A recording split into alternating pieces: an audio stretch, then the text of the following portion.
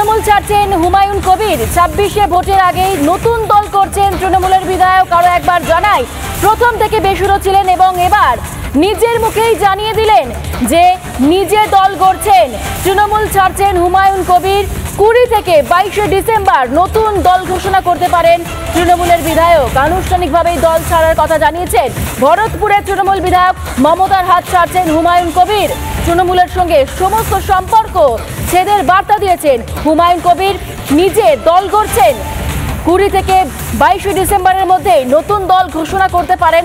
আনুষ্ঠানিকভাবেই তৃণমূলের হাত ছাড়বেন ভরতপুরের তৃণমূল বিধায়ক হুমায়ুন কবির। 2021-এর 2রা মে আমি তৃণমূল কংগ্রেসের বিধায়ক হওয়ার পর আমার কথার কোনো মূল্য নেতৃত্ব দেয়নি। নিজের আত্মমর্যাদা রক্ষা করার জন্য যেটা করার প্রয়োজন সেটা আগামী দিনে করব।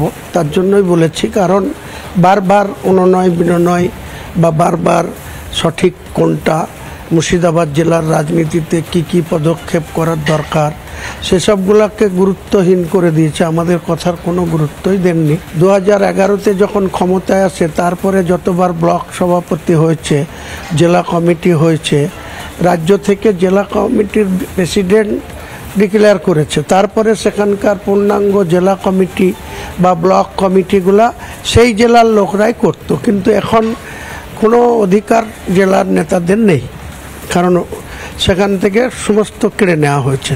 মমতা বন্দ্যোপাধ্যায় যেভাবে উঠে এসছেন, যেভাবে মানুষকে নিয়ে দলে মানে শক্তিশালী করেছেন, আজকে আমরা দেখতে পাচ্ছি সেই মমতা বন্দ্যোপাধ্যায় সম্পূর্ণ অতীতকে ভুলে গিয়েছে।